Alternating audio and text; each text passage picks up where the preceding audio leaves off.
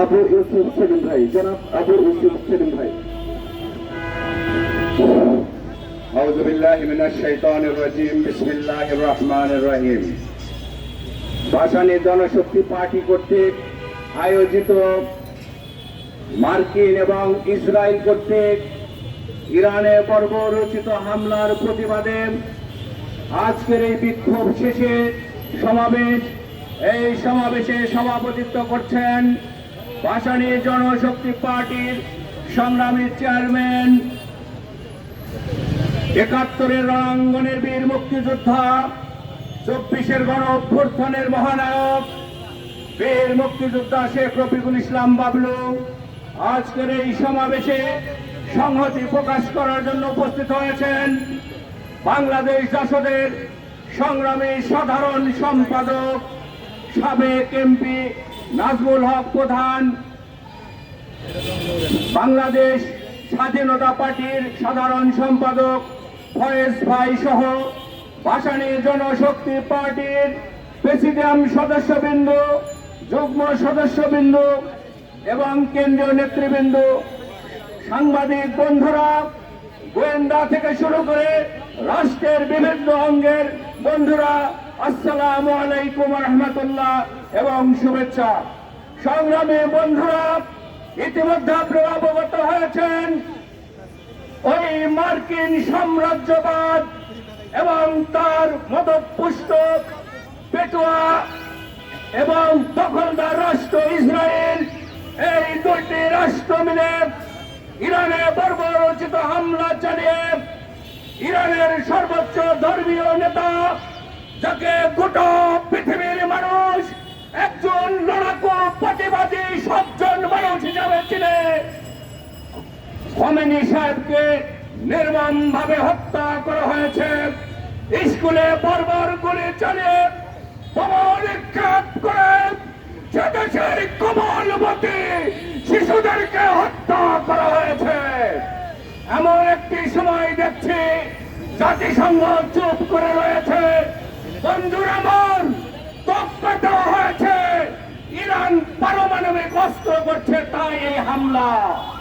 আমি প্রশ্ন করতে চাই, এই সাম্রাজ্যবাদের মহানায়ক আমেরিকা, আপনারা তো ইরানে ইরাকে হামলা চালিয়েছেন, এই পারমাণবিক বোমার ধোঁয়া দিয়ে ওই সাদ্দামকে হত্যা করেছেন। সেখানে পারমাণবিক অস্ত্রের তন্ত্রভিন্ন করে খুঁজে কিছু পান নাই। আপনারা মূলত চাচ্ছেন আপনাদের অস্ত্র ব্যবস্থাকে আরো অস্ত্র ব্যবসাকে প্রসারিত করার জন্য এই আরব বিশ্বকে একক নিয়ন্ত্রণে নেওয়ার।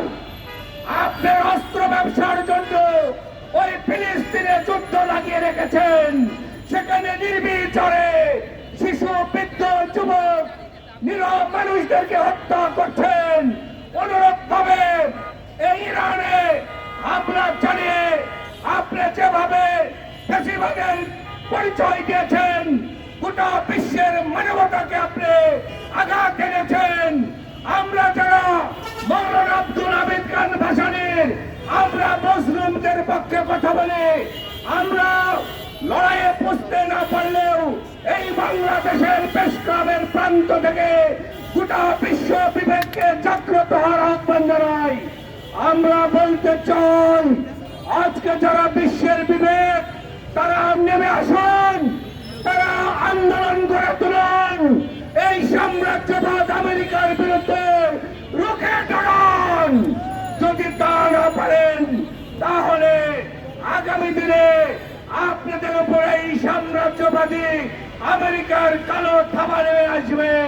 প্রিয় বন্ধুরা আমার, আজকের এই প্রেস ক্লাবে দাঁড়িয়ে এই হামলার তীব্র নিন্দা জানাই। জাতিসংঘকেও বলতে চাই, অবিলম্বে ব্যবস্থা গ্রহণ করুন, অবিলম্বে আমেরিকা এবং ইসরায়েলের বর্বরতাকে থামান। যদি না পারেন, তাহলে জাতিসংঘ নামের কোন সংস্থার প্রয়োজন নাই। আমি বলতে চাই, এই মুহূর্তে যুদ্ধকে থামান। যদি না থামাতে পারেন, তাহলে জাতিসংঘকে ভেঙে দিন। প্রিয় সাথী বন্ধুগণ, যারা এই আমেরিকার বিরুদ্ধে নিপীড়িত নির্যাতিত দেশগুলো রয়েছে, তাদেরকে ঐক্যবদ্ধ হয়ে আমেরিকার বিরুদ্ধে রুখে দাঁড়ানোর আহ্বান জানিয়েই আমি আমার বক্তব্য শেষ করছি। সবাইকে সংগ্রামী শুভেচ্ছা এবং অভিনন্দন।